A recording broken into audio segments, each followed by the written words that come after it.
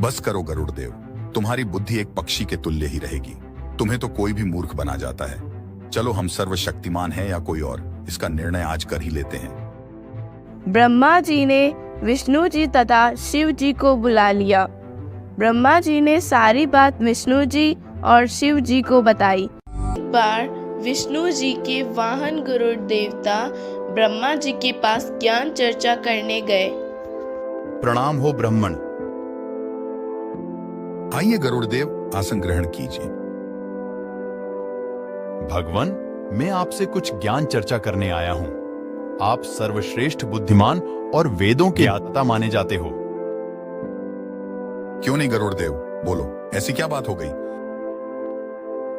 मैंने एक महर्षि जी से सुना है कि आप तीनों देवताओं से भी ऊपर 3 अन्य परम शक्तियां हैं। आप तीनों तो जन्म और मृत्यु में आते हो, क्या ये बात सही है? गरुड़ देव, आपने ये बात तो सत्य सुनी है कि हम जन्म और मृत्यु में हैं, लेकिन हमारे से ऊपर भी कोई और शक्तियां हैं। ये निसंदेह गलत है। हमारी माता दुर्गा के अलावा हमारे से अधिक शक्तिशाली और कोई नहीं है। नहीं ब्राह्मण, आप सर्वोच्च भगवान नहीं हैं। एक ऐसी शक्ति भी है जो कभी जन्म मृत्यु में नहीं आती। उस परम अक्षर ब्रह्म का लोक भी सनातन परम धाम अर्थात अविनाशी कहलाता है। आप त्रिदेव की भक्ति करने वाले कभी भी उस अमर पद को प्राप्त नहीं कर सकते। आपने साधक की ना ही कर्म लेख मिटा सकते हो और ना ही बढ़ा सकते हो। जबकि अर्ग्वेद के मंडल 10 सूक्त 161 मंत्र 2 के अनुसार वह परमात्मा अपने रोगी साधक की अगर आयु भी समाप्त हो गई हो तो उसे धर्मराज से छुड़वाकर नवजीवन प्रदान कर सकता है। वो प्रभु तो आप तीनों से अलग ही है ना? ब्रह्मा जी को वेदों का ज्ञान तो था, लेकिन उन्हें न तो उस परम शक्ति का ज्ञान था और न ही कभी ऐसा सुना था। सृष्टि में त्रिदेव ही पूज्य थे, इसलिए उन्हें गरुड़ देवता की बातें चुभ रही थी। बस करो गरुड़ देव, तुम्हारी बुद्धि एक पक्षी के तुल्य ही रहेगी। तुम्हें तो कोई भी मूर्ख बना जाता है। चलो हम सर्वशक्तिमान हैं या कोई और, इसका निर्णय आज कर ही लेते हैं। ब्रह्मा जी ने विष्णु जी तथा शिव जी को बुला लिया। ब्रह्मा जी ने सारी बात विष्णु जी और शिव जी को बताई। ना जाने किस ऋषि ने आज इसकी बुद्धि भ्रष्ट कर दी है।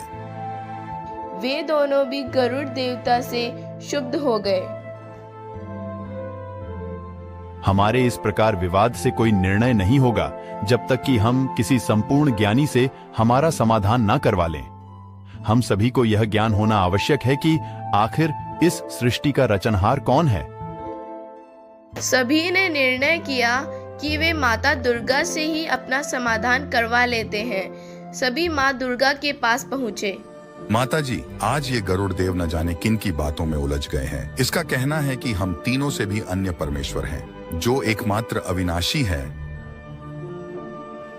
हाँ पुत्रों, गरुड़ देवता सही कह रहे हैं। आप तीनों सर्वशक्तिमान नहीं हैं। परमेश्वर तो अन्य ही है। आप तो मेरी ही कोख से उत्पन्न हुए हो, जबकि वह पूर्ण परमेश्वर हम सबका रचयिता और अजन्मा है। लेकिन उसको जानना और पाना असंभव है। आपको यह भ्रम है कि आप ही सब कुछ है। आपकी आयु तो उस पूर्ण भ्रम के सामने एक पल भी नहीं है। ना सुनकर सभी वापस आ गए, लेकिन अभिमानवश अपनी हार नहीं मान रहे थे। ऐसी कोई परम शक्ति होना असंभव है। अगर कोई ईश्वर होता तो हमारे से छुपकर क्यों बैठा है? हमारे से सीधा मिलना चाहिए। गरुड़ देवता वहां से चले आए और परमात्मा कबीर साहिब के पास आ गए।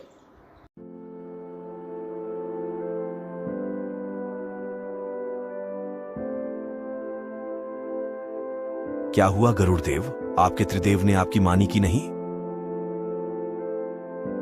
आप तो जाने जान है परमात्मा, वे अभिमानवश कुछ नहीं सुनना चाहते। गरुड़ देव, मृत लोक के बंग देश में एक ब्राह्मण का 12 वर्ष का लड़का है। वह इन त्रिदेव का कट्टर उपासक है। मैंने उसे खूब समझाया था, लेकिन उसने मेरी एक नहीं मानी। उसकी कुछ दिन की आयु शेष है। मैं उसे यह बताकर अंतर्ध्यान हो गया। तब से वह बहुत बेचैन है। उसे इन तीनों देवों के पास ले आओ और उसकी जीवन रक्षा के लिए बोलो। उन्हें स्वयं अपनी शक्ति का ज्ञान हो जाएगा। फिर आगे जो करना है वो आप मुझे वहीं से ध्यान लगाकर पूछ लेना। गरुड़ देवता ने ऐसा ही किया और बालक को तीनों देवों की सभा में ले आए और सारी कहानी बताई। और वही यह आप ही का दृढ़ भक्त है और इसे भक्ति के लिए ही उम्र चाहिए। अब दिखाओ कि आप कितने सक्षम हैं। तीनों देवताओं ने निर्णय लिया कि इसे धर्मराज के पास लेकर चलते हैं। धर्मराज ही सबका लेखा रखता है और वही इसकी उम्र में बदलाव करेंगे। सभी धर्मराज के लोक में पहुंचे। हम आपसे एक विनती करना चाहते हैं। पहले ये बताइए कि इस बालक की उम्र कितनी बची है?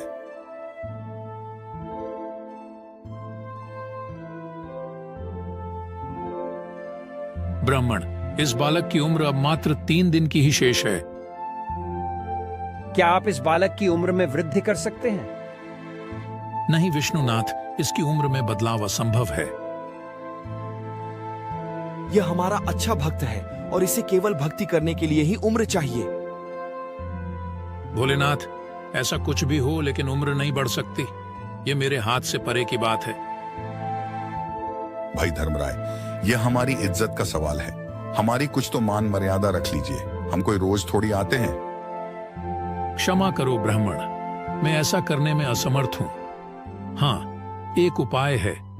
अगर आप अपनी उम्र में से इसे देना चाहे तो मैं इसकी उम्र बदल सकता हूं। इसकी उम्र में बदलाव कौन कर सकता है उसे तो मैं भी नहीं जानता, लेकिन वह है पूर्ण शक्ति युक्त प्रभु। ऐसा कभी कभी होता है कि उसके भक्तों की आयु में कैसे वृद्धि हो जाती है, उसका हमें भी ज्ञान नहीं रहता। जब अपनी उम्र की बात आई तो सब चुप हो गए। सभी बात का टाल मटोल करके वहां से चले आए। गरुड़ देवता, अब आप भी तो प्रयत्न कीजिए। अगर आपका वह परमेश्वर इसकी उम्र बढ़ा सकता है तो बढ़ाकर दिखाइए। ठीक है, अब मैं प्रयत्न करके देखता हूं कि मेरा भगवान इसे बचा पाता है कि नहीं। गरुड़ देवता ने परमेश्वर का ध्यान लगाकर पूछा कि भगवान अब आगे क्या करना है। गरुड़ देव, आप मानसरोवर तालाब पर जाइए। वहां एक श्रवण नाम का भक्त रहता है। उसे मैंने सब बता रखा है। इस बालक के लिए आप वहां से अमृत ले आइए। गरुड़ देवता ने ऐसा ही किया। मानसरोवर से अमृत लाकर बालक को पिला दिया और उसे पूर्ण परमेश्वर का ज्ञान समझाने लगे। बेटा, ये अमृत आपका जीवन रक्षक नहीं है। यह उस परमेश्वर ने बहाना बनाया है। अभी देखा आपके ब्रह्मा, विष्णु और शिव जी को कि कैसे वे तुम्हें बचाने में असमर्थ है। ये वे ही कबीर जी है जो आपको मिले थे और संपूर्ण ज्ञान समझाया था।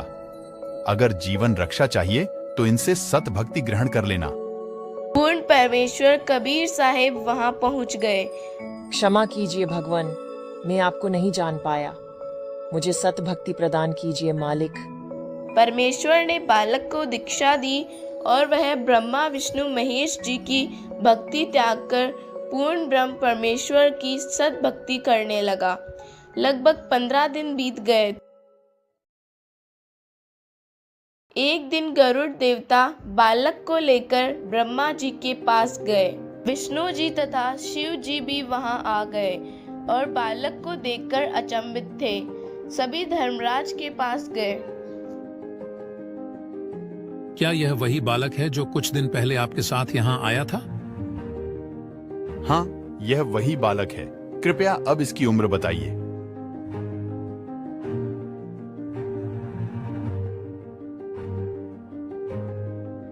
इसकी उम्र तो बहुत ज्यादा लिखी है।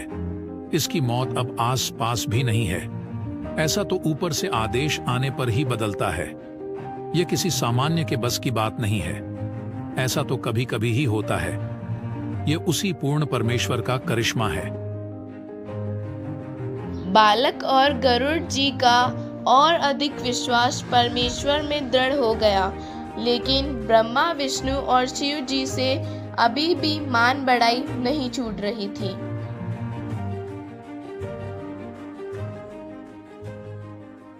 ये अनमोल ज्ञान जगत गुरु तत्वदर्शी संत रामपाल जी महाराज के सत्संगों का अंश मात्र है। संपूर्ण आध्यात्मिक ज्ञान के लिए सुनिए संत रामपाल जी महाराज के मंगल प्रवचन। आप संत रामपाल जी महाराज जी के मंगल प्रवचन संत रामपाल जी महाराज एप्लीकेशन पर भी सुन सकते हैं तथा उनके द्वारा लिखी पुस्तकें भी डाउनलोड कर सकते हैं। सत्सही